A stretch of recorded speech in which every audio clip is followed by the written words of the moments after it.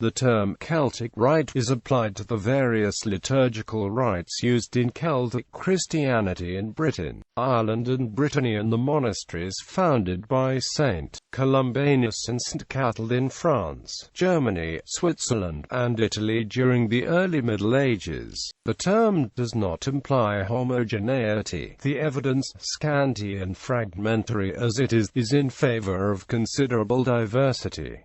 The British Church. Before the 8th century AD there were several Christian rites in Western Europe. Such diversity of practice was often considered unimportant so long as Rome's primacy was accepted. Gradually the diversity tended to lessen so that by the time of the final fusion in the Carolingian period, the Roman Rite, its Ambrosian variant, the Roman Rite and the Hispano-Gallican Mozarabic Rite were practically all that were left. British bishops attended the Council of Arles in A.D. 314 and the Council of Rimini in 359. Communication with Gaul may be inferred from dedications to St. Martin at Witham and at Canterbury, from the mission of Victridius of Rouen in AD 396 and those of Germanus of Auxerre, with St. Lupus in 429 and with St. Severus in 447, directed against the Pelagianism of which the bishops of Britain stood accused. However, much of Britain derived the religion from Irish missionaries. Aidan of Lindisfarne, Foylan, Diarmait, Finan of Lindisfarne, Jarman and others evangelized the Anglo-Saxons. Iowa of Cornwall and her companions, St. Piran, Street, Senan, Petroc, came to Cornwall and probably brought with them whatever rites they were accustomed to. Cornwall had an ecclesiastical quarrel with Wessex in the days of St. Aldhelm, which appears in Leofric's Missal, though the details of it are not specified. The certain points of difference between the British Church and the Roman Impriatur were the rule of keeping east of the tonsure, the manner of baptizing. Gildas also records elements of a different rite of ordination. Liturgy. There is a Mass, probably of the 9th century, apparently Cornish since it mentions Ecclesia Laneladensis, and in honor of Saint Germanus.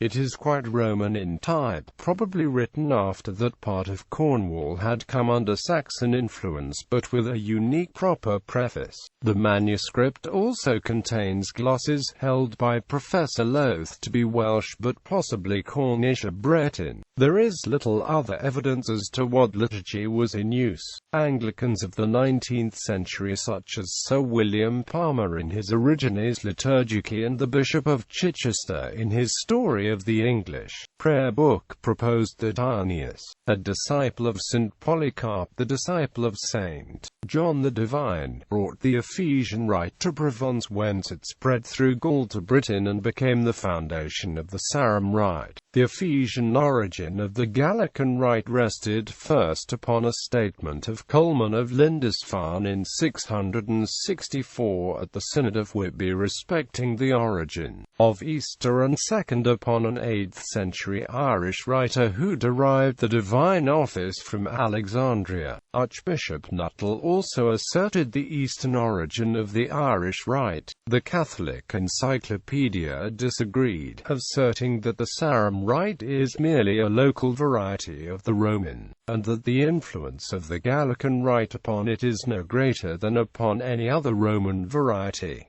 A letter from Pope Zachary to Saint Boniface, and in Cap. 6 of the same book, after ordering the reordination of those ordained by Scottish and British bishops who are not Catholic in their Easter and tonsure, and the asperging of churches consecrated by them, it has been conjectured that the British Church resembled the Hispanic in baptizing with a single immersion. This form had been allowed by Rome in the case of Iberia. Easter. The Irish, the English, and the Britons adhered to the old cycle of 84 years instead of the newer cycle of 19 years and counted the third week of the moon from the 14th. to the 20th instead of from the 15th to the 21st, until 457, when the 532-year cycle of Victorius of Aquitaine was adopted at Rome. Each agreed with Roman practice, differing from Alexandria and the East.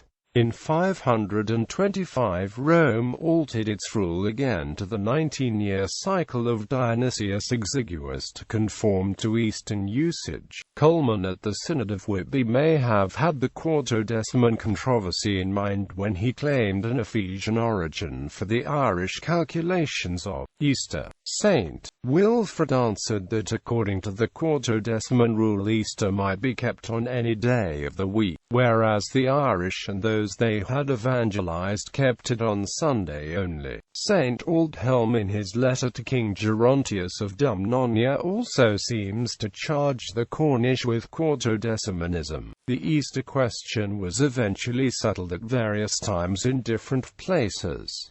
The following dates are derived from Haddon and Stubbs: Western, Eastern and Southern Ireland 626–8, Northern West Ireland 692, Northumbria 664, East Devon and Somerset 705, the Picts 710, Iona 716–8, Strathclyde 721, North Wales 768, South Wales 777. Cornwall held out the longest of any, perhaps even in parts, to the time of Bishop Eadwulf of Crediton. Establishment of the Irish Rite. There were Christians in Ireland before St. Patrick, but we have no information as to how they worshipped, and their existence is ignored by Tycho's 7th century Catalogus Sanctorum Hiberniae, which divides the saints of Ireland into 3 orders covering about 225 years from the coming of St. Patrick in 440 in the reign of Leary MacNeill to the reign of Bladd Mac and Diarmait, sons of Aodh slain in 665. Each order is stated to have lasted for the reigns of 4 kings. Symmetry is attained by omitting about 6 intervening reigns, but the outside dates of each period are clear enough, and the document relates customs of the divine office and the Easter and tonsure questions. The first order was in the time of St. Patrick, from the reign of Leary to that of Tuathail Maelgab. They were all bishops, 350 in number, founders of churches, all Romans, French, Britons and Scots. They had one head, Christ, one leader, Patrick, one mass and one tonsure from ear to ear, and they celebrated Easter a fortnight after the spring equinox. The second order was a few bishops and many priests, 300 in number. It lasted from the end of the reign of Tuathail to that of Aodh Mac Ain Muirch. They had one head, Christ. They celebrated different masses and different rules. They had one Easter, the 14th of the moon after the equinox, and one tonsure from ear to ear. They received a mass from the Britons, David of Wales, Gilla, and Docus. The life of Gildas tells how King Aenmuir Mac Sainai sent for Gildas to restore ecclesiastical order in his kingdom, in which the Catholic faith was being laid aside. The third order were priests and a few bishops, 100 in number, living in wildernesses on an ascetic diet, evidently hermits or monks. They had different masses, different rules, and different tonsures, and celebrated different Easters, some on the 14th, some on the 16th of the moon, with hard intention, which perhaps means obstinately. These lasted from the reign of Aodh slain to that of his 2 sons Diarmait and Bladd Mac. The unum celebrationem of the first order and the diverses regulars of the second and third probably both refer to the divine office. The meaning seems to be that the first order celebrated a form of Mass introduced by Patrick, who was the pupil of Germanus of Auxerre and Honoratus of Lerins, perhaps a Mass of the Gallican type. The 8th century tract in Cosmas Nero A2 states that St. Germanus taught the Cursus Scotorum to St. Patrick. It is clear that the British Mass introduced by David, Gildas, and Caddick differed from it. The second and third orders used partly Patrick's Mass and partly one of British origin, and in the case of the third order Roman modifications were also introduced. The working of the Catalogus seems to imply that the first and second orders were quartodecimans, but this is clearly not the meaning. Or on the same argument, the third order must have been partly sextodecimans, if there were such things. And moreover we have the already mentioned statement of St. Wilfrid, the opponent of the Celtic Easter, at the Synod of Whitby, that such was not the case. Tashon can only mean what we know from other sources, that the 14th day of the moon was the earliest day on which Easter could fall, not that it was kept on that day, Sunday, a weekday. It was the same ambiguity of expression which misled Colman in 664 and St. Aldhelm in 704.